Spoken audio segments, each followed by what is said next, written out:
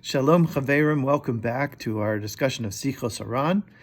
First of all, before we jump in, even though it doesn't start until after Shabbos, I wanted to wish all of you a Zis Pesach. It's coming up very soon, and hopefully everyone has a beautiful Pesach celebration. We're going to look at Sicha number 16 today, which is just mamash, an amazing Sicha. Introduces a really incredible idea, one of Rabbi Nachman's great Kedushim. If you're in the BRI book, we're going to be on page 120, but we're looking at Sicha number 16. And let's jump right in. Says Rabbi Nachman, you can shout loudly in a small, still voice. You can scream without anyone hearing you, shouting with this soundless, small, still voice. Anyone can do this. Just imagine the sound of such a scream in your mind. Depict the shout in your imagination exactly as it would sound. And keep this up until you are literally screaming with this soundless, small, still voice. This is an amazing idea. Rabbi Nachman is saying that you can scream without making a sound at all. And he's going to explain more about this here. Says Rabbeinu, this is exactly a scream. This is actually a scream, and not mere imagination. Just as some nerves bring the sound from your lungs to your lips, others bring it to the brain. You can draw the sound through these nerves, literally bringing it into your head. And when you do this, you are actually shouting inside your brain. Think about this. This is amazing. He's saying that there are, certain nerve pathways that activate your voice to communicate sound. But there are other pathways, other nerves that activate your mind. He says, when you picture this scream in your mind, the sound actually rings inside your brain. You can stand in a crowded room screaming in this manner with no one hearing you. Sometimes when you do this, some sound may escape your lips. The voice traveling through the nerves to the mind can activate the vocal organs. These might then produce some sound, but it will be very faint. It is much easier to shout in this way without using words. When you wish to express words, it is much more difficult to hold the voice in the mind and not let any sound escape. But with words, it is much easier. So words, are more likely to trigger that vocal response. He's talking here about just a scream. Now, the real question here, of course, is why would anyone want to do this? This is Rabbi Nachman's chiddush of the silent scream. And it's an amazing concept. But it leaves you with this question. Why would anyone want to do a silent scream? Well, if you remember a few Sichos ago, we were talking about one of Rabbi Nachman's other great Chedushim, which was the idea of hisbodedus, that you should approach Hashem like a child pleading with your parent, and that you should pour out your heart to Hashem like a little child. And anyone who's ever had a child do this to you, you're aware that sometimes words just aren't adequate.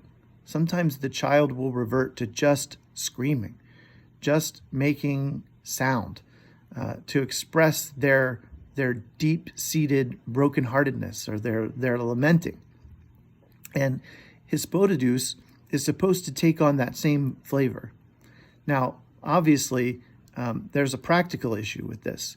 You're supposed to go out into the fields to do hisbodedus. You're supposed to be outdoors, ideally. But you can do it anywhere.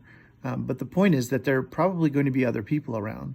And if you started just screaming in a field out loud or shouting in a crowded room out loud, making these sounds, people might worry about you. They might call an ambulance for you. So there's a practical problem there. The other problem, the more sort of spiritual problem, is, again, remember that hisbodedus is meant to be a private conversation between you and Ribono Shel Olam, between you and the creator of the universe. And in order to have that privacy, you have to make sure that you're not drawing attention to yourself. You don't want other people, even if they're not worried about you, you don't want them to know that you're having this private conversation with Hashem.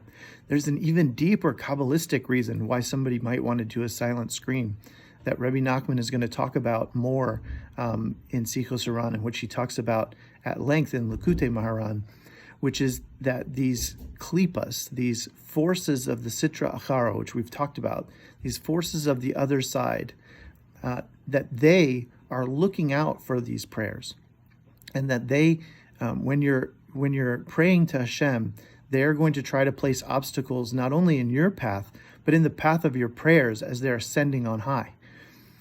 When you're screaming inside your head, you kind of trick these klipas, you trick these forces of the other side, because they're not aware that you're actually pouring out your heart to Hashem.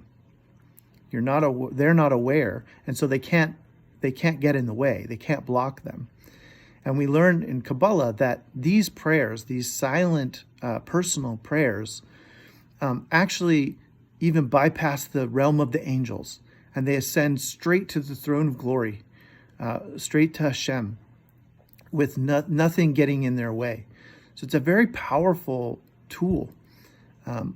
When you're brokenhearted, when you're really struggling, and you're pleading with HaKadosh Baruch Hu, it helps to have this tool in your toolbox to be able to call upon this silent scream.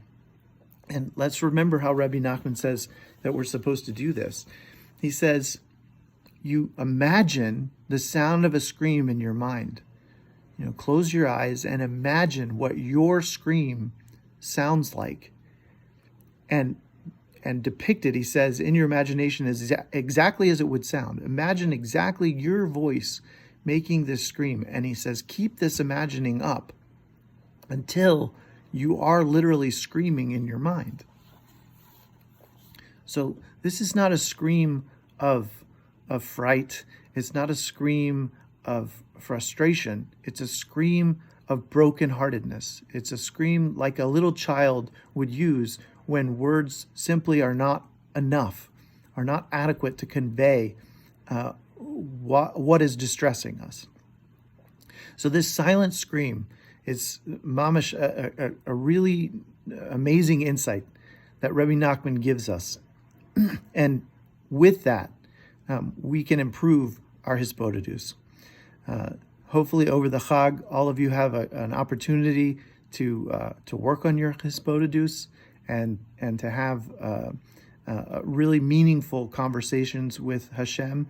And just remember, if you get to a point where the words simply are not adequate anymore, you can use this amazing, amazing tool of the silent scream. Thanks so much for tuning in.